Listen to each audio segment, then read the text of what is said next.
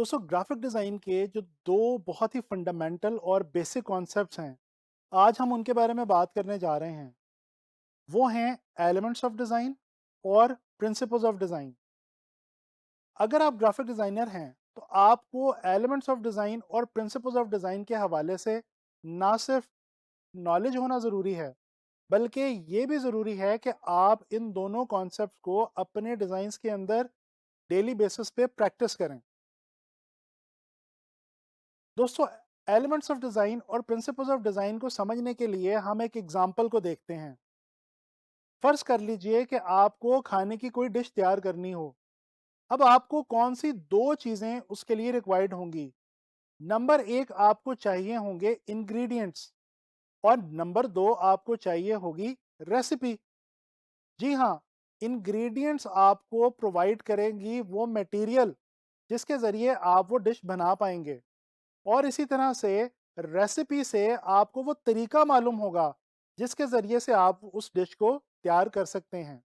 तो अगर डिज़ाइन के हवाले से बात की जाए, तो एलिमेंट्स ऑफ डिज़ाइन जो हैं, वो डिज़ाइन के मान लीजिए कि इंग्रेडिएंट्स हैं, जबकि जो प्रिंसिपल्स ऑफ डिज़ाइन हैं, वो डिज़ाइन की रेसिपी है। दोस्तों बात करते हैं एलिमेंट्स ऑफ डिज़ाइन के हवाले से। एलिमेंट्स ऑफ डिज़ाइन को डिज़ाइन के बिल्डिंग ब्लॉक्स भी कहा जाता है, यानी कि ये वो मटेरियल है जिससे डिज़ाइन की बुनियाद खड़ी होती है, उसका स्ट्रक्चर जो है वो वाज़ेह होता है।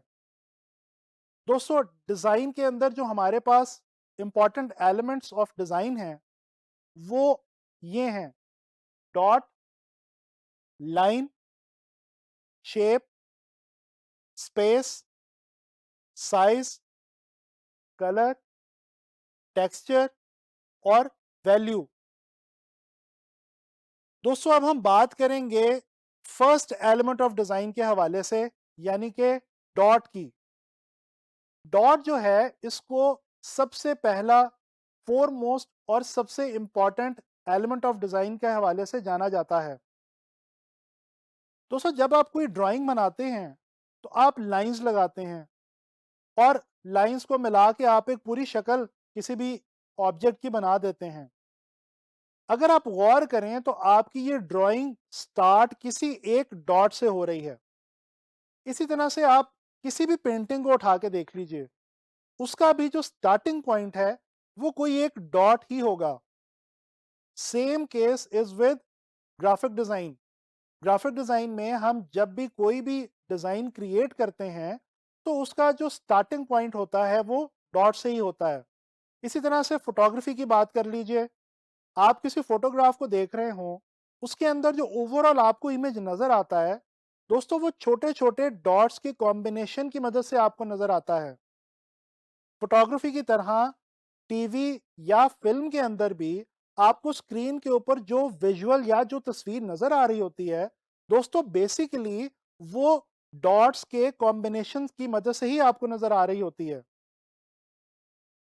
अच्छा, डॉट को उर्दू के अंदर नुक्ता भी कहा जाता है, और आपको मालूम है कि हमारी डेली लाइफ के अंदर नुक्ते की बहुत ज़्यादा अहमियत है। दोस्तों आप शायरी को उठा के देख लीजिए, या आप आर्ट्स की दूसरी फील्ड्स के हवाले से अगर देखें, तो नुक्ते की हमारी डेली लाइफ के अंदर और फ़नून लतीफ़ा के अंदर बहुत ज़्यादा अहमियत है। इसी तरह से कोई डिस्कशन हो या कोई डिबेट हो, वो भी स्टार्ट एक नुक्ते से ही होती है। फ़र्ज़ कर लीजिए कि आप अपने किसी दोस्त के साथ बैठे किसी भी टॉपिक पे डिस्कशन कर रहे हों। डेफ़िनेटली आपकी बात किसी एक नुक्ते से शुरू होगी, और फिर चलते-चलते वो पूरी एक डिस्कशन या डिबेट की सूरत इख्तियार कर जाएगी। तो इस तरह से हमें पता क्या चला कि नुक्ता या डॉट हमारी डेली लाइफ में भी बहुत ज़्यादा इंपॉर्टेंस रखता है। दोस्तों इस चीज़ को डिफ़ाइन करने के लिए मैं मशहूर सूफ़ी बुज़ुर्ग मोहतरम बाबा बुल्ले शाह साहब का ये मिसरा बताना चाहूँगा कि "एक नुक्ते विच गल मुकदी है"। बाबा बुल्ले शाह साहब ने भी अपने इस मिसरे के अंदर कुछ यही बात बयान करने की कोशिश की है कि तमाम दुनिया के अंदर जो चीज़ें हैं, वो एक नुक्ते पे ही डिपेंड करती हैं। दोस्तों फ्रेंच लैंग्वेज के अंदर डॉट के लिए हमें जो वर्ड मिलता है वो है पॉइंट, और ये पॉइंट ही वो वर्ड है जिसकी बेस पे पॉइंटलिज्म की एक पूरी art and design movement Europe के अंदर शुरू हुई।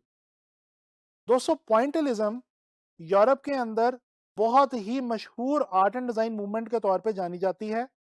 इस मूवमेंट में होता क्या था?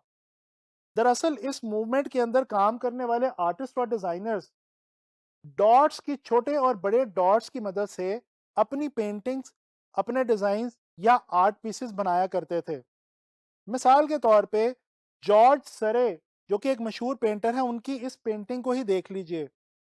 अगर आप इस पेंटिंग को गौर से देखें और क्लोजली इसका मुशाहिदा करें, तो आपको पता चलेगा कि बेसिकली जॉर्ज सरे ने इस पेंटिंग को मुख्तलिफ बेशुमार छोटे और बड़े डॉट्स को कंबाइन करके बनाया है।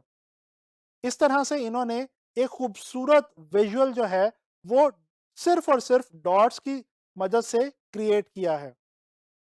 अच्छा, डॉट्स की जब हम बात करते हैं डिज़ाइन के हवाले से, तो दोस्तों याद रखिएगा कि डिज़ाइन के हवाले से डॉट्स छोटे स्केल पे भी हो सकते हैं, बड़े स्केल पे भी हो सकते हैं। उनका साइज़ कुछ भी हो सकता है।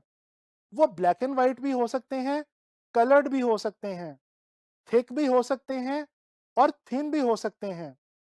इसी तरह से डॉट्स को लेके ग्राफिक डिज़ाइन के अंदर जो एक बहुत इंपॉर्टेंट कॉन्सेप्ट है, वो है सिमेट्री और एसिमेट्री का। दोस्तों, ये छोटा-सा कॉन्सेप्ट है, लेकिन डिज़ाइन के अंदर इसकी बहुत ज़्यादा अहमियत है। दोस्तों, जब डॉट्स एक ख़ास सीक्वेंस के अंदर आपस में एक-दूसरे से मिलते हैं और कोई विजुअल क्रिएट करते हैं, तो इसको हम डिज़ाइन के अंदर सिमेट्रिकल कंपोजिशन कहते हैं। इसके बरक्स, जब डॉट्स आपस में रैंडमली मिलते हैं, यानी बगैर किसी सीक्वेंस के मिलते हैं और उनके कॉम्बिनेशन से एक विजुअल तरतीब होता है, तो हम इसको कहते हैं एसिमेट्रिकल कंपोजिशन। दोस्तों, मशहूर पेंटर वेसिली कैंडिंस्की का ये कहना है, everything starts from a dot, यानी कि हर चीज की इब्तिदा जो है वो डॉट से ही होती है। तो यूं हमने ये देखा कि ग्राफिक डिजाइन के अंदर, आर्ट्स में, पोइट्री में, हमारी डेली लाइफ में डॉट की कितनी ज़्यादा अहमियत है। दोस्तों, नेक्स्ट लेसन के अंदर हम लोग बात करेंगे सेकंड एलिमेंट ऑफ डिज़ाइन के हवाले से।